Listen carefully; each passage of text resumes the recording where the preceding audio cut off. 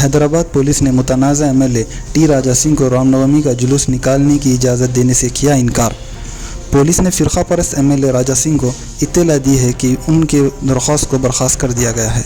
मुतनाज़ा MLA Raja Singh ने 14 फरवरी को commissioner of police में जुलूस की दरख्वास्त दी थी। तब्दीली पर रद्द अमल ज़ाहिर करते हुए राजा सिंह ने कहा 2010 से वो रामनवमी का जुलूस निकाल रहे हैं, लेकिन पुलिस ने इस मरतबा बिना कोई वजह बताए मेरी दरख्वास्त को बर्खास्त कर दिया है।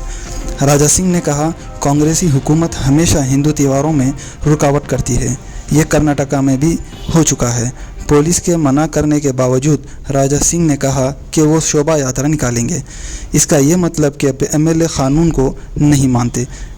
देखिए राजा सिंह ने क्या कहा।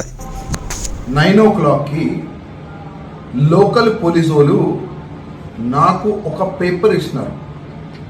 ఆ పేపర్లో ఏముందంటే మీరు శ్రీరామనవమి శోభయాత్రకి ఏదో పర్మిషన్ పెట్టినారు కదా, దానికి మేము క్యాన్సిల్ చేస్తున్నామని ఇప్పుడే నాకు ఒక పేపర్ ఇచ్చినారు పోలీసు వాళ్ళు, కమిషనర్ గారు పంపించినారట.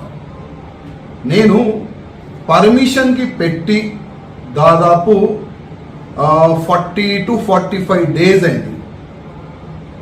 ఇన్ని దినాలు ఏం చేసినారు కమిషనర్ గారు? First question. సెకండ్, ఆ పర్మిషన్లో మీరు అంటున్నారు మేము ఒకటే శోభయాత్రకి పర్మిషన్ ఇస్తాం. అసలు ఒక శోభయాత్ర ఎక్కడి నుంచి వెళ్తుంది?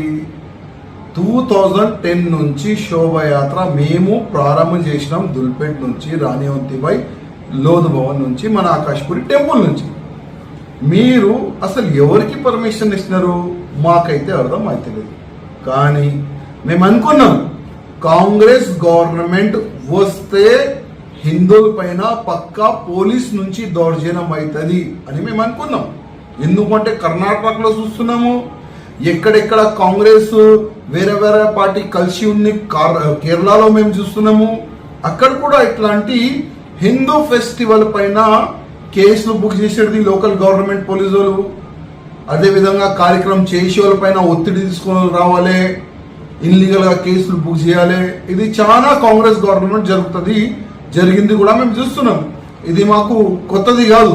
ఎందుకంటే నేను కార్పొరేటర్ ఉండే, ఆ సమయంలో కూడా అప్పుడు ఆంధ్రప్రదేశ్ ఉండే, అప్పుడు కూడా చాలా వరకు ఫేక్ కేసులు నా పైన బుక్ చేసినారు. అప్పుడు భయపడలే. ఇప్పుడేంది భయపడేది?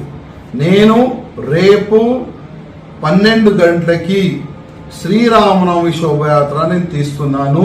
ఆ శోభయాత్రకి ఎవ్వరు కూడా ఆపలేరు. ఈ మాట గుర్తించండి. అదేవిధంగా మన ముఖ్యమంత్రి గారు, కాంగ్రెస్ ముఖ్యమంత్రి గారు రేవంత్ రెడ్డి గారు హిందువుల పైన మీరు దౌర్జన్యం చేస్తే, హిందూ ఫెస్టివల్కి మీరు ఆపనికి ప్రయత్నం చేస్తే, గతంలో ముఖ్యమంత్రి పరిస్థితి ఏమైంది మీది కూడా అట్లనే అవుతుంది.